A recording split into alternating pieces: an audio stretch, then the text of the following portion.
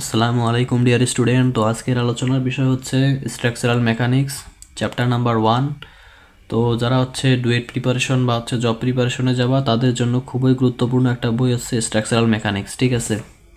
তো এটা হচ্ছে আমার হক বই থেকে, উদাহরণ হচ্ছে 28 পদার্থের যান্ত্রিক গুণাগুণ, ঠিক আছে।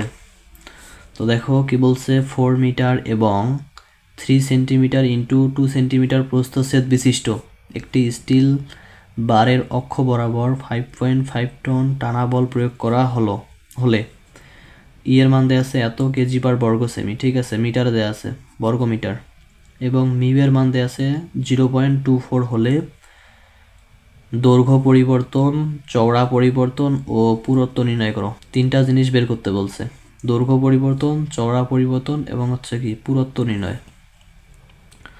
তো দেখো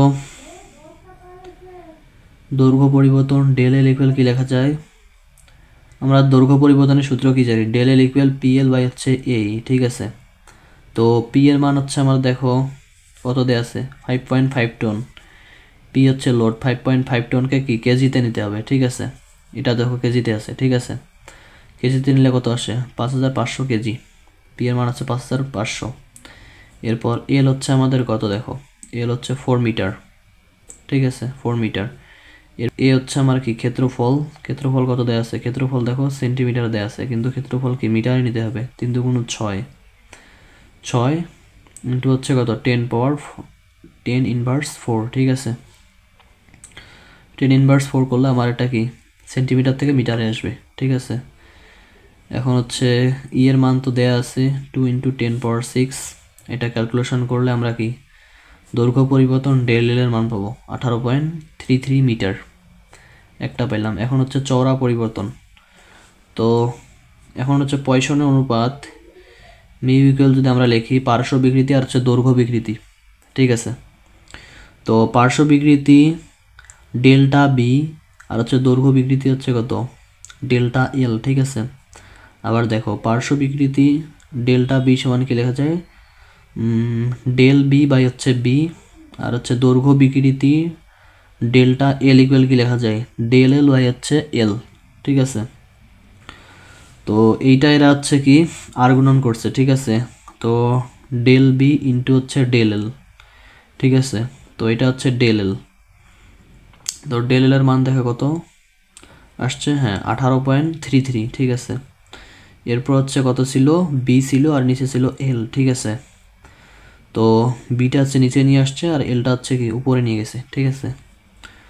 তো এখানে কত, তো এল এর মান হচ্ছে আমার 4 আর নিচে হচ্ছে কত বি এর মান হচ্ছে কত, বি এর মান হচ্ছে 3, ঠিক আছে। প্রস্থ দেখো 3, ঠিক আছে। এখন দেখো পয়সনের অনুপাত মিউ সমান কত দেয়া আছে 0.424, ঠিক আছে, 0.24 ইকুয়াল, তাহলে পার্শ্ব বিকৃতি, এখন আমরা এইটা লিখতে পারি। এখন আবার দেখো তো 0.24 ঠিক থাকলো, এরপর হচ্ছে কি ডেল বি ইন্টু 4 একসাথে করে নিলাম, আর নিচেরটা হচ্ছে কত 3 ইন্টু 18.33, এটা একসাথে করে নিলাম। এরপর হচ্ছে এখান থেকে আমার এখন ডেল বি এর কাজ করতে হবে, ডেল বি। তো ডেল বিটা বের করে নিলাম, ডেল বি বের করে নিলে এটা কি 4টা গুণ অবস্থায় আছে, এটা ভাগ হয়ে আসলো। আর এখানে কি কি থাকলো 3 ইন্টু 18.33 ইন্টু হচ্ছে 0.24, ঠিক আছে। তো এটা ক্যালকুলেশন করলে কত আসে 3.29 সেন্টিমিটার, ঠিক আছে। এখন হচ্ছে আমার ডেল্টা বি, তাহলে ডেল্টা বি ইকুয়াল কত লেখা যায়, কি বের করতে বলছে চওড়া পরিবর্তন, তাহলে ডেল্টা বি ইকুয়াল কি লেখা যায়, হ্যাঁ ডেল বি ভাগ হচ্ছে 3, ঠিক আছে। তো ডেল বি এর মান কত পাইছি 3.29 ভাগ হচ্ছে 3, এটা ক্যালকুলেশন করলে কত আসে 1.096 সেন্টিমিটার, এটা কি পেলাম চওড়া পরিবর্তন, ঠিক আছে। এখন হচ্ছে আমার কি পুরুত্ব নির্ণয় করো, তো পুরুত্ব ডেলটি সমান হচ্ছে কি পার্শ্ব পরিবর্তন, এটা হচ্ছে কি পার্শ্ব পরিবর্তন ইন্টু হচ্ছে পুরুত্ব, ঠিক আছে।